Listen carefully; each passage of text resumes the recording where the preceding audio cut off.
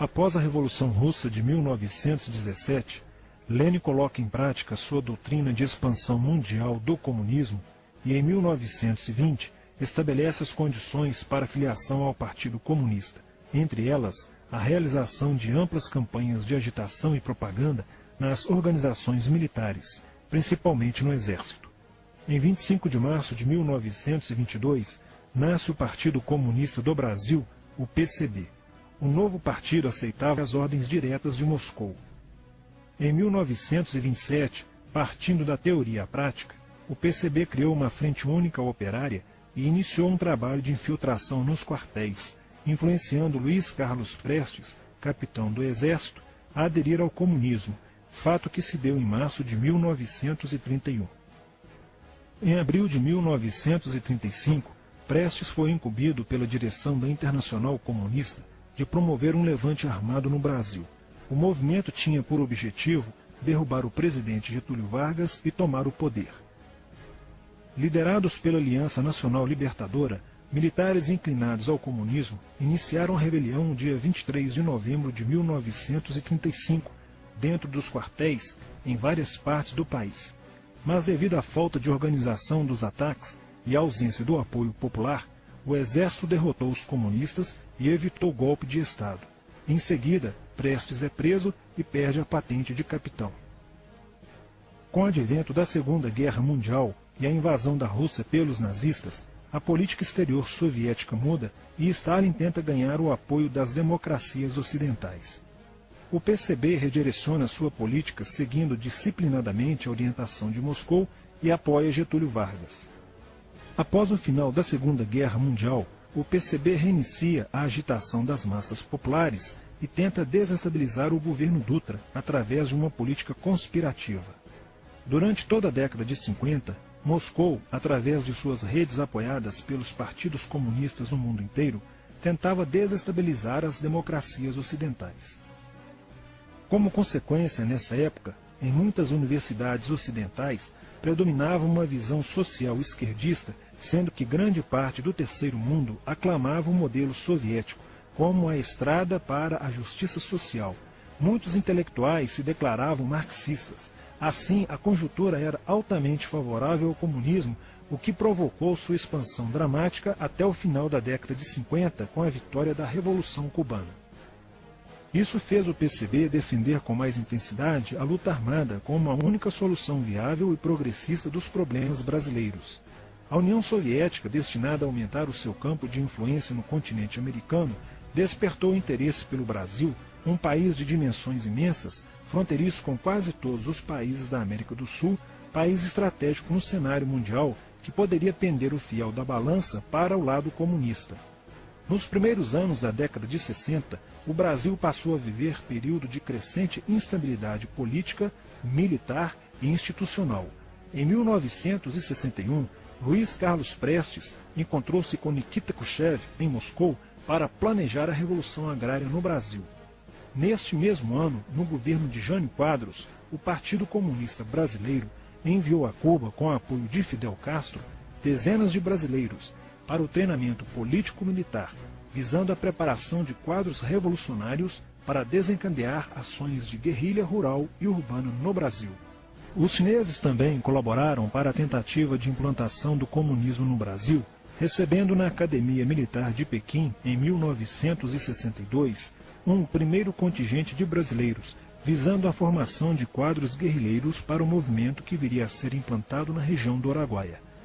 No Nordeste do Brasil, Francisco Julião organizava as ligas camponesas, com militantes treinados em Cuba. O apoio cubano concretizou-se no fornecimento de armas e dinheiro, além da compra de fazendas em Goiás, Acre, Bahia e Pernambuco para funcionar como campos de treinamento. No dia 4 de dezembro de 1962, o jornal O Estado de São Paulo noticiou a descoberta e o desbaratamento de um campo de treinamento de guerrilha no estado de Goiás, em uma das 3 fazendas pertencentes às ligas camponesas. Enquanto isso, Goulart governava o país de uma forma pendular. Ora pendia para o lado dos comunistas, ora para o lado dos conservadores. Em setembro de 1963, tudo indicava que o país caminhava para uma revolução de esquerda, principalmente com João Goulart apoiando a sindicalização de sargentos, promovendo a quebra da hierarquia e da disciplina nas Forças Armadas. Em 4 de outubro de 1963, Goulart solicita o estado de sítio ao Congresso Nacional, pelo prazo de 30 dias.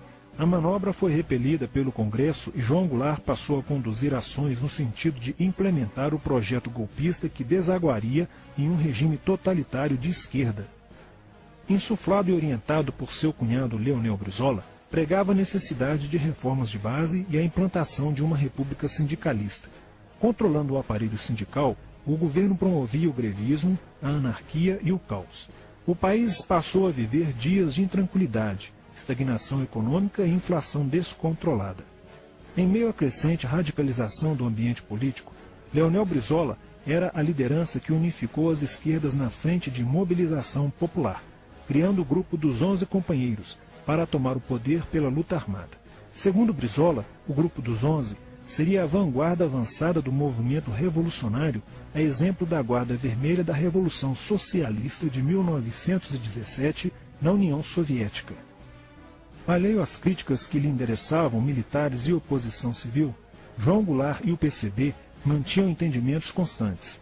No dia 13 de março de 1964, um comício realizado na Praça Central do Brasil, no Rio de Janeiro, ficou conhecido como a Comissão das Reformas. Mais de 100 mil pessoas participaram, pedindo a legalização do PCB e a entrega de armas ao povo para a luta armada. No palanque estavam João Goulart, Miguel Arraes e Leonel Brizola. No dia 19 de março aconteceu a primeira marcha da família Com Deus pela Liberdade, que reuniu 800 mil pessoas em oposição ao comício do dia 13, em demonstração do descontentamento de grande parte da população com os rumos que tomava a situação nacional, principalmente devido à impressionante demonstração de força, o tom radical dos discursos de Arraes e Brizola e a profusão de cartazes com a foice e o martelo. Em 20 de março, apoiados por Brizola e pela CGT, a Associação dos Marinheiros e Fuzileiros Navais do Brasil reuniu-se declarando um motim, dando origem a vários outros movimentos rebeldes no interior das Forças Armadas. Realizou-se em Niterói, na sede do Sindicato dos Operários Navais, um congresso continental de solidariedade a Cuba, com a participação de delegações latino-americanas. Luiz Carlos Prestes manifestou o desejo de que o Brasil fosse a primeira nação da América do Sul a seguir o exemplo de Cuba, se tornando uma nação comunista. Na véspera de 30 de março de 1964, João Goulart, ignorando o pedido de assessores e do seu líder na Câmara, Tancredo Neves, compareceu à sede do Automóvel Clube para uma homenagem da Associação dos Sargentos da Polícia Militar. No seu discurso, Goulart defendeu a mudança na Constituição para que pudesse concorrer às eleições presidenciais de 1965, desagradando a Carlos Lacerda, Magalhães Pinto e Juscelino Kubitschek, pré-candidatos à presidência da República. O golpe da esquerda já estava preparado para 1º de maio de 1964, caso o Congresso Nacional não aprovasse as mudanças. A imprensa brasileira, bem como importantes setores da Igreja Católica, do meio empresarial e a maior parte do Congresso Nacional, exigiam ações das Forças Armadas para conterem os comunistas no Brasil. Ao final de março, jornais como o Globo, Jornal do Brasil, Correio da Manhã e Diário de Notícias pregaram abertamente a deposição do presidente João Goulart. Nos bastidores dos acontecimentos, os serviços secretos dos Estados Unidos e da União Soviética trabalhavam intensamente, tentando cada um fazer a balança pender para o seu lado. não medindo esforços para levarem o Brasil a uma guerra civil. O general Olímpio Mourão Filho resolveu partir com suas tropas, sediadas no estado de Minas Gerais, para o Rio de Janeiro. O general Castelo Branco, ao saber disso, telefonou para Magalhães Pinto, governador de Minas Gerais, com o intuito de segurar o levante. O governador mineiro argumentou que, uma vez iniciada a revolução, seria um erro parar, pois alertaria as forças fiéis a Goulart, podendo agravar a situação. A falta de reação do governo Goulart e dos grupos que lhe davam apoio foi notável. Não se conseguiu articular uma reação armada por parte da esquerda. Também fracassou uma greve geral proposta pelo Comando Geral dos Trabalhadores, em apoio ao governo. João Goulart, em busca de segurança, viajou no dia 1º de abril do Rio de Janeiro, onde se encontrava no momento da Revolução, para Brasília, e em seguida para Porto Alegre, onde Leonel Brizola tentava organizar a resistência. Mas João Goulart desistiu de um confronto militar com os revolucionários e seguiu para o exílio no Uruguai. No dia 2 de abril, o presidente da Câmara dos Deputados, Ranieri Mazzilli, assume provisoriamente a presidência da República, e mais de 1 milhão de pessoas lotaram as ruas e praças do país para comemorar a vitória. No dia 11 de abril de 1964, o Congresso Nacional se reuniu para eleger um novo presidente da República. O general Castelo Branco, aclamado por grande parte da sociedade brasileira, apoiado pela imprensa e por importantes setores da Igreja Católica, além de contar com a aprovação de grandes líderes políticos, entre eles Juscelino Kubitschek, precisava de 238 votos para ser eleito em primeiro turno, e acabou recebendo 361 votos. No dia 15 de abril, Castelo Branco assume a presidência da República, consolida a vitória sobre o movimento comunista e renova as esperanças do povo brasileiro de ter um país com dias melhores. Porém, a esquerda derrotada colocaria em cena, nos anos posteriores, Carlos Marighella, ideológico comunista e defensor da luta armada, que submeteria o povo brasileiro às ações mais obscuras da guerrilha, o terrorismo.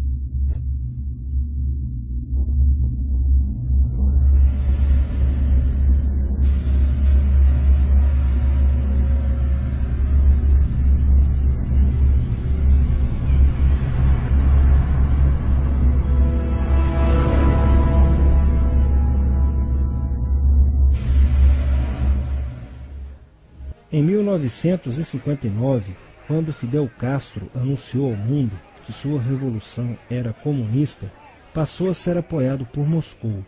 Com isso, a União Soviética iniciou uma campanha para dominar com a ideologia marxista a América Latina, onde os partidos comunistas formariam grupos de guerrilha armada com dinheiro soviético, repassado por Cuba. No Brasil, foram criadas 29 organizações guerrilheiras, onde Fidel Castro vislumbrou expandir sua revolução comunista. Em 1961, o presidente do Brasil, Jânio Quadros, condecorou o guerrilheiro cubano Che Guevara com a Ordem do Cruzeiro do Sul, sem imaginar que 4 meses antes o Partido Comunista Brasileiro acertara com Fidel Castro o envio de jovens brasileiros para o treinamento de guerrilha em Cuba, com a finalidade de preparar quadros revolucionários que desencadeariam a luta armada no Brasil. As ações armadas já existiam antes de 1964 no governo de João Goulart, através das Ligas Camponesas de Francisco Julião e do Grupo dos 11 de Leonel Brizola.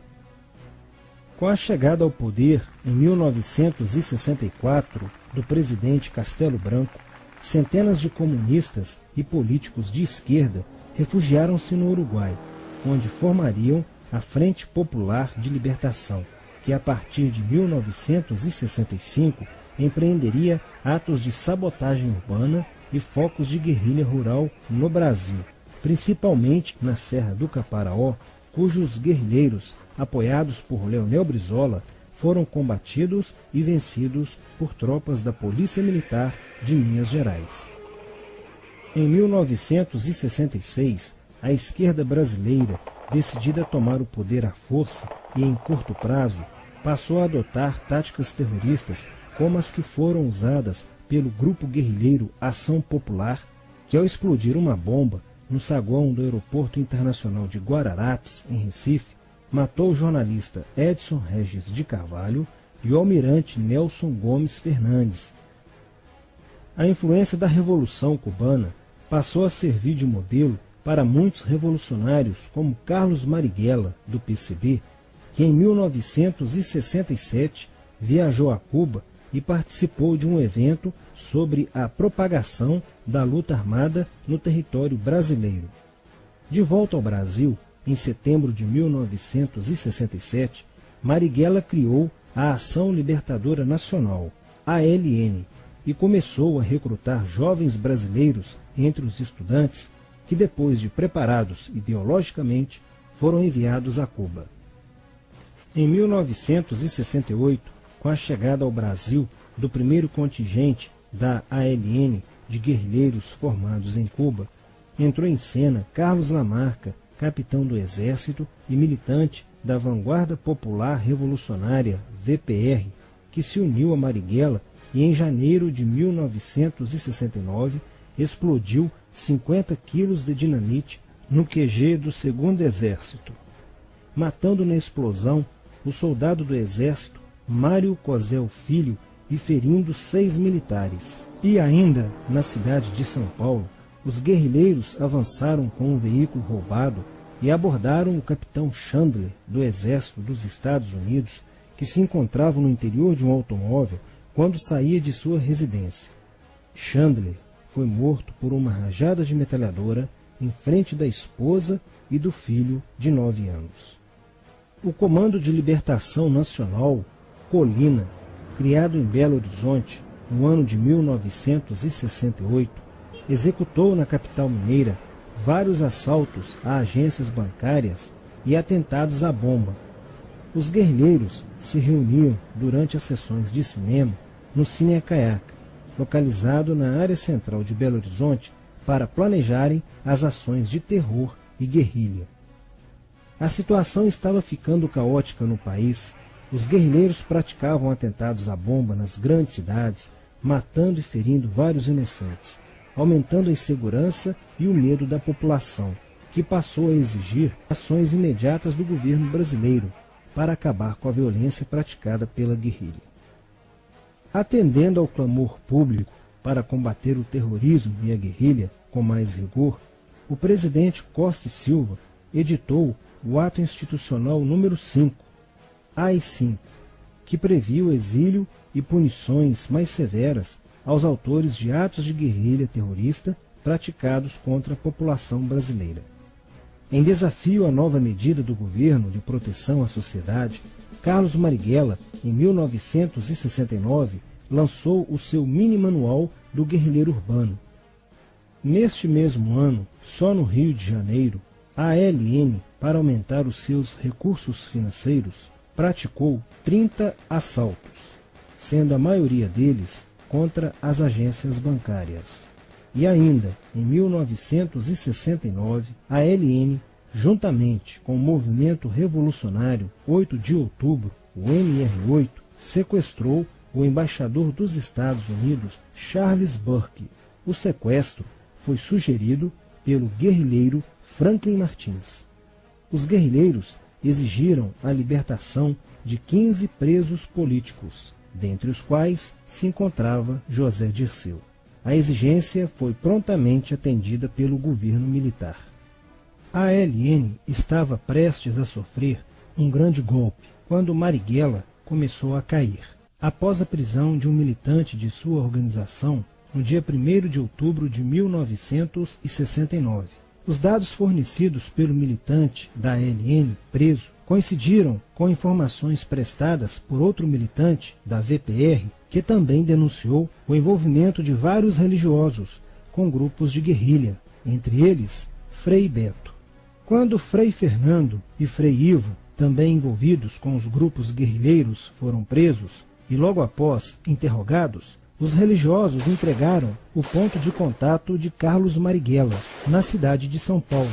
No dia 4 de novembro de 1969, o ponto foi cercado pela polícia, onde Marighella, percebendo o cerco, reagiu e foi morto. Depois da morte de Marighella, centenas de guerrilheiros foram presos e mais de 300 armas apreendidas.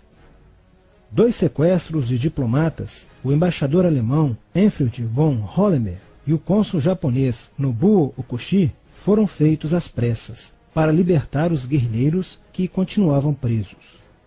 Inspirados no marxismo cultural, vários militantes da esquerda brasileira iniciaram a estruturação de uma organização que se infiltrou nas faculdades brasileiras, bem como no meio artístico e cultural e principalmente nas edições de jornais, setores estes com grande poder de influência sobre a formação da opinião popular.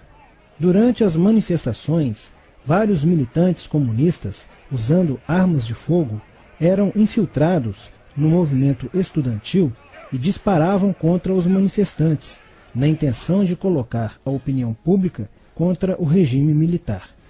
Com a morte de Marighella, Lamarca havia assumido a posição de líder mítico, que sustentava a esperança na vitória comunista.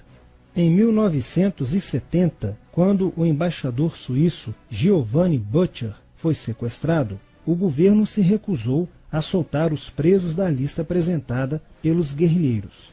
Depois de 40 dias de sequestro, os guerrilheiros quiseram matar o embaixador suíço. Porém, o governo militar cedeu e as exigências dos guerrilheiros sequestradores foram atendidas, preservando a vida do diplomata. Na cidade de São Paulo, o cerco sobre a vanguarda popular revolucionária, liderada por Carlos Lamarca, estava se fechando. Isso fez com que Lamarca fugisse para o Vale da Ribeira e montasse um campo de treinamento para a guerrilha. Na tentativa de descobrir este campo, tropas da Polícia Militar do estado de São Paulo foram deslocadas para a região. No dia 8 de maio de 1970, um pelotão comandado pelo tenente da Polícia Militar, Alberto Mendes Júnior, foi emboscado e rendido por guerrilheiros da VPR. O tenente Mendes foi feito refém e obrigado a seguir com os guerrilheiros na direção de 7 Barras. Depois de um dia e meio andando pela mata, Lamarca formou um tribunal revolucionário e decidiu matar o tenente Mendes, que teve o crânio esmagado por coronhadas de fuzil desferidas pelos guerrilheiros Diógenes e Fujimori. Apesar do cerco, Lamarca conseguiu escapar e em 1971 chegou ao sertão da Bahia. Depoimentos de guerrilheiros presos em Salvador levaram o exército ao esconderijo de Lamarca, que, estando armado de metralhadora, reagiu à prisão e foi morto. Após a morte de Lamarca, o número de militantes presos era bem maior que o número de guerrilheiros em ação no Brasil. Os guerrilheiros, percebendo que o cerco estava se fechando, passaram a sequestrar aviões comerciais e obrigar o piloto a desviar para outro país, onde pudessem se exilar. 4 desses aviões foram desviados para Cuba. Os guerrilheiros comunistas estavam perdendo a guerra. Os militantes que abandonavam as armas eram acusados de traição nos tribunais vermelhos e executados pelos próprios companheiros, em atos de justiçamento. Já no início de 1971, o PCdoB conduzia o trabalho de campo na região do Araguaia, na divisa entre os estados de Goiás, Pará e Maranhão, com a missão de implantar um núcleo guerrilheiro que tinha por objetivo fomentar uma revolução socialista, onde centenas de guerrilheiros já haviam se estabelecido há pelo menos 6 anos. No início de abril de 1972, o presidente Médici enviou à região do Araguaia equipes especializadas em inteligência que, da busca do conhecimento sobre a atividade clandestina, logo efetuaram as primeiras prisões, entre elas a de José Genuíno, primeiro guerrilheiro preso no Araguaia. Logo após, o exército sofreu as suas primeiras baixas, ao ter um grupamento emboscado por elementos liderados por Oswaldo Orlando da Costa, conhecido por Oswaldão. Isso fez com que o exército passasse a empregar tropas convencionais que cercaram toda a região do Araguaia. Com a derrota cada vez mais próxima e com o total abandono logístico do PCdoB, ao qual os guerrilheiros foram relegados, sem armas, comida e remédios, vários militantes da guerrilha, encurralados, quiseram se entregar, mas foram mortos pelos próprios companheiros em atos de justiçamento. Após a morte de Oswaldão e o desmantelamento do comando militar da guerrilha, o cerco do exército se fechou sobre os rebeldes e vários guerrilheiros foram presos. Assim terminava o sonho da esquerda brasileira de transformar o Brasil em uma ditadura comunista. Mas a esquerda brasileira não desistiria de conquistar o poder e retornaria mais tarde com uma tática mais eficiente que a luta armada: o marxismo cultural.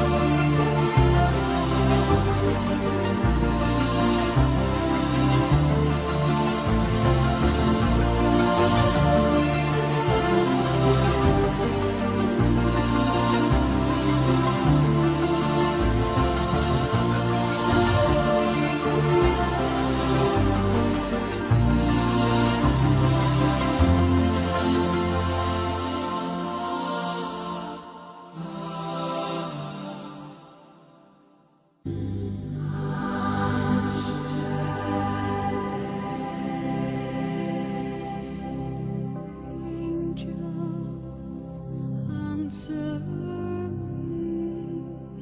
Are you near if rain should fall? Am I to be near? You will rise to calm this storm. For so great a treasure words will never do.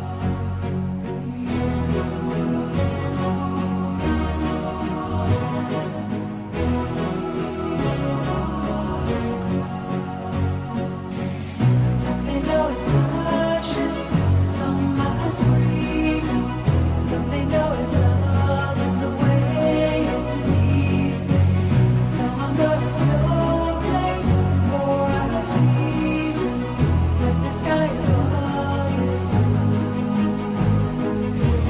When the sky above is blue.